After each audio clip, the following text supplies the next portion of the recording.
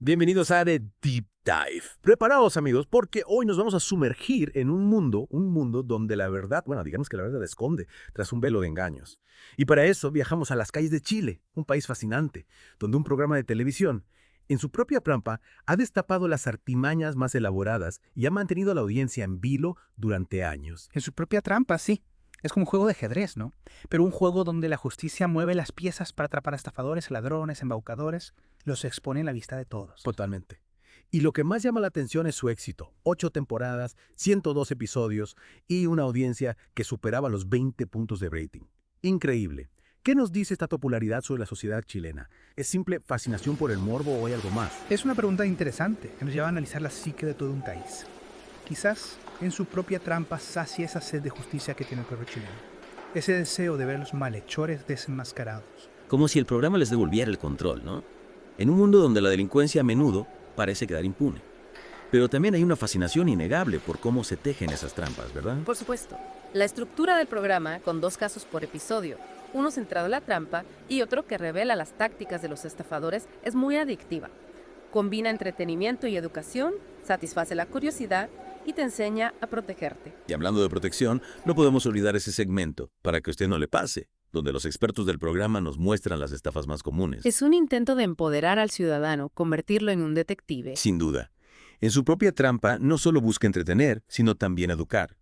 Mostrando las triquiñuelas de los estafadores, el programa da herramientas a los ciudadanos para detectar el engaño antes de ser víctimas. Es como si nos dijeran, ojo, el peligro acecha en cada esquina, pero aquí tienes el conocimiento para defenderte. Y detrás de esas ingeniosas trampas, hay un equipo que merece un análisis. Emilio Sutherland, el famoso tío Emilio, el narrador Mario Holguín, el director Diego López y los 3 especialistas. ¿Qué papel juega cada uno en esta orquesta de la justicia? Emilio Sutherland, con esa cara seria, implacable, es la cara visible de la justicia. Su presencia impone respeto y genera confianza en el espectador. Mario Holguín, con su voz grave y llena de suspense, nos guía por el laberinto del engaño. Y luego está Diego López, el arquitecto de las trampas, la mente maestra que orquesta la caída de los malhechores. Un auténtico Dream Team de la lucha contra el crimen. Y no olvidemos el toque de glamour. Teresita Reyes, Adriana Barrientos, Martín Cárcamo, Jorge Valdivia. ¿Qué nos dice la participación de estas estrellas invitadas sobre el programa y la sociedad chilena? Bueno, la participación de estas celebridades, como Teresita Reyes o Jorge Valdivia, añade una dimensión muy interesante en su propia trampa. Por un lado, amplía el alcance del programa, atrayendo a un público que a lo mejor no se interesaría por un programa de investigación periodística, ¿no? Más tradicional. Claro, es como si la fama de estos rostros conocidos de alguna manera legitimara la lucha contra el fraude. Exactamente. Y al mismo tiempo humaniza a las víctimas y también a los victimarios, ¿no? Nos recuerda que el engaño puede afectar a cualquiera sin importar su estatus social. Y hablando de casos específicos, algunos de los que se mencionan en las fuentes son realmente intrigantes. Por ejemplo, los plumilleros.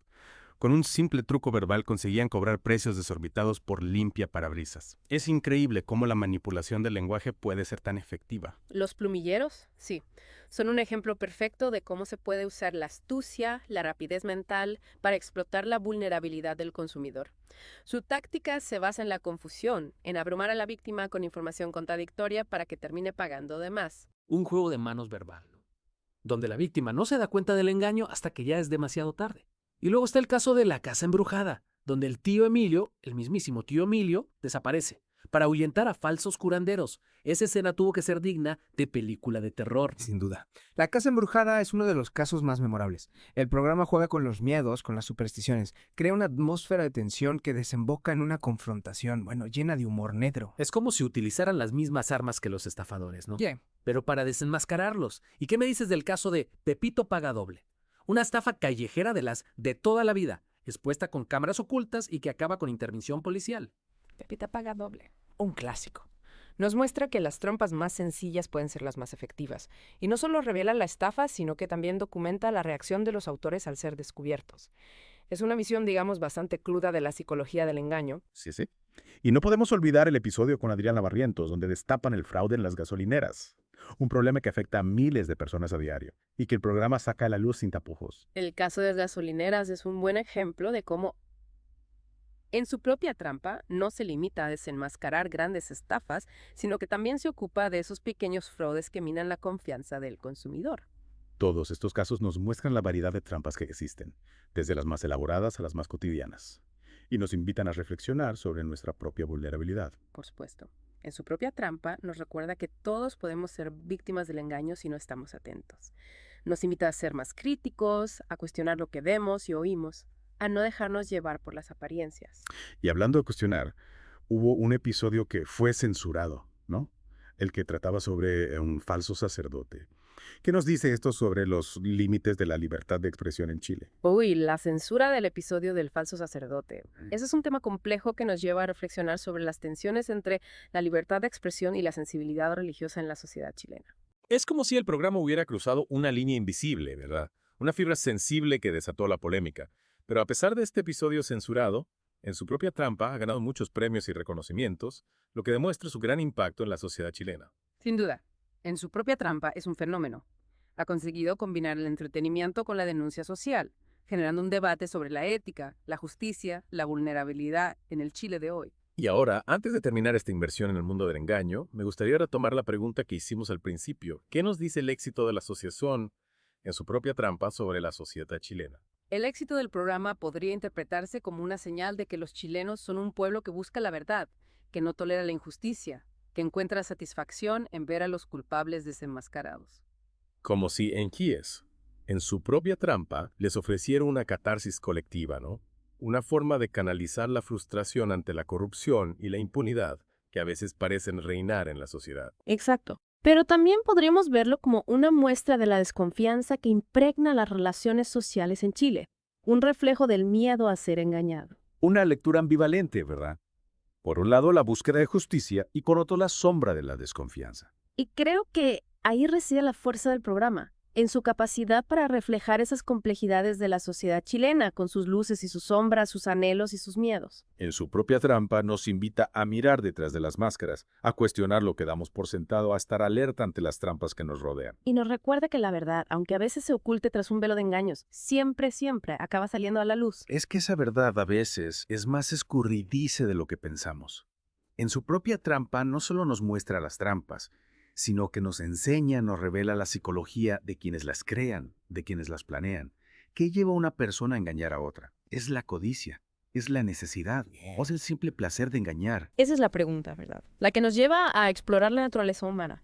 Algunos estafadores actúan por ambición económica. Claro, quieren enriquecerse a costa de otros. Pero otros, quizá, lo hacen por pura desesperación. Se ven acorralados por las circunstancias y encuentran en el engaño una salida. Y no podemos olvidar ese factor psicológico, esa satisfacción que algunos obtienen al manipular a otros, al sentirse más astutos, como un juego de poder donde el estafador gana y la víctima pierde. Sí, totalmente. Y en su propia trampa no solo nos muestra las consecuencias para las víctimas, sino también para los que engañan, para los victimarios. Ver a estos individuos enfrentarse a la justicia, ver cómo se derrumban sus mentiras, eso genera en el espectador una sensación de justicia, de alivio. Como una especie de catarsis, ¿no?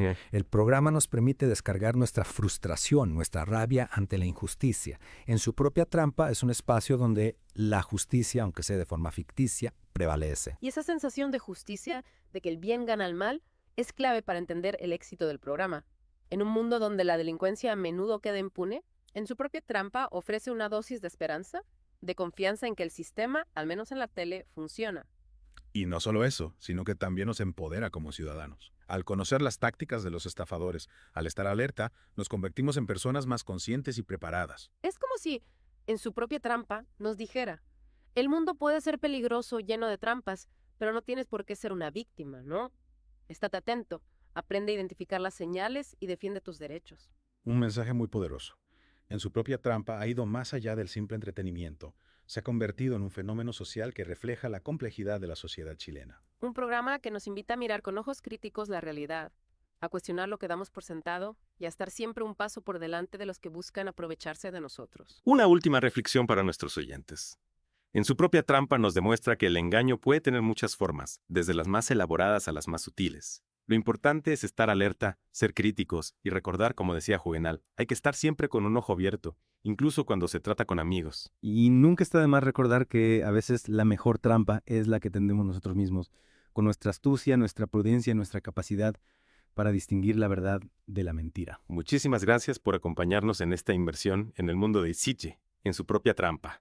Esperamos que os haya dado ganas de seguir explorando, de seguir descubriendo los misterios de la sociedad chilena y, por supuesto, de estar siempre un paso por delante del engaño. ¡Hasta la próxima!